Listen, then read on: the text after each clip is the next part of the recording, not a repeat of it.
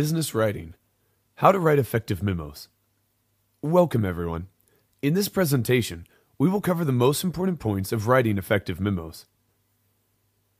Memo writing has 4 steps. Prepare your memo first. Then organize your memo and thoughts so that it is clear and understandable. Thirdly, write your memo.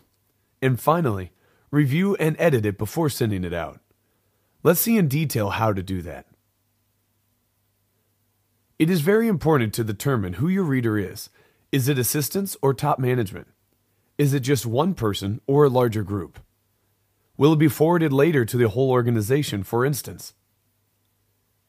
You also have to have a clear idea of what you want to say and what is your aim with the memo. Is it a summary of a meeting, a reminder, or does it require any actions from the readers? Always take time to write your memos carefully. While writing a memo, you always have to keep in mind, what do you expect from the reader, i.e., what is the purpose of the memo?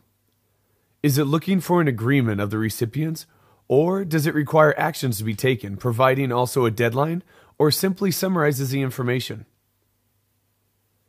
Having determined your expectations from your reader, you have to also consider the key factors that have to be part of your memo. You have to put yourself into your reader's shoes to fully understand what information is needed for them to reach your objective with your memo. Do you want to list risks, issues, alternative options, or just provide supporting data? You have to be sure that besides carefully determining your objectives with your memo, it is also equally important to provide all necessary information for your readers. It is of the utmost importance to write an organized and clear memo, as the recipients will treat it as a reflection of you. If it is disorganized and messy, they will draw the same conclusion about you. If it is clear, to the point, and organized, this is the impression you will also make in the reader's mind. Usually every organization has its own standard memo format. However, nowadays many memos are prepared and sent in an email. The first part of the memo is the introduction. It defines who the audience is and who receives it in the CC for information purposes. The subject line or title is a very important part of the memo, as it is to catch the reader's attention and to describe what the memo is about and what is the purpose of sending it. This is the line that helps the recipients to decide about the urgency of reading it and replying to it. After the introduction comes the body of the memo. It should describe the background if necessary. The next section is a conclusion. It should include the key message and if any further action is required. The body should also include the basis for the recommendation and the supporting rationale if needed.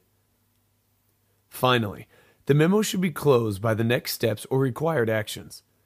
It should also be written in a concise way. You should be careful to always include who should do what and by when. Now we have planned what we want to write and organize it as well, so now comes the writing part. So now you have to write your memo. There are a couple of watchouts to keep in mind during the writing stage. First, try to be concise and simple. You do not have to write lengthy documents. The shorter, the better. One of the most important things during the writing stage is wording. Make sure you do not use unnecessary words in your document. It helps to correspond to the first 2 points on the list to be concise and to keep it simple. Also, it is very important to check your spelling before you send out anything. Almost every program has a spell check function, so you have to make sure to use it. Finally, you have to be careful that all the facts you mention in your memo are accurate. Again, because of the same reason we have mentioned, your reader will identify you with your document. Now let's see some tips and details on how to write effective memos. During the writing stage, try to use familiar words. If you use unfamiliar words, the chance of misunderstanding is higher. Try to avoid sensational or suggestive words. Be precise and to the point. Regarding sentences, do not use long ones.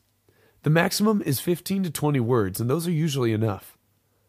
Put 1 thought per sentence, and no more, otherwise it will be messy for your reader. Be careful not to repeat points. This can be avoided if you read the whole memo after writing it a couple times. Be straightforward and preferably use active forms rather than passive. Additionally, do not write long paragraphs and make every word count. Keep one subject per paragraph as well. It is a very good idea to support your memo with clear, easy-to-read tables. The watch-out is that the table should be relevant to the text above and that all figures should be up to date. If it is possible, try to keep your memo to one page only. As discussed earlier, divide your thoughts into paragraphs and keep it simple and clear. You can also use underlining to emphasize the important points. Using tables also helps a reader to better understand what you want to say. Once again, the last step should always be to run a spell check. Finally, always take your time to read the memo fully after writing it. To summarize, let's review the 4 steps of writing effective memos. First, you have to plan it carefully, keeping your reader and your objective on what you want to reach in mind. Then, you have to organize your memo into 3 main parts: the introduction, the body, and the next step.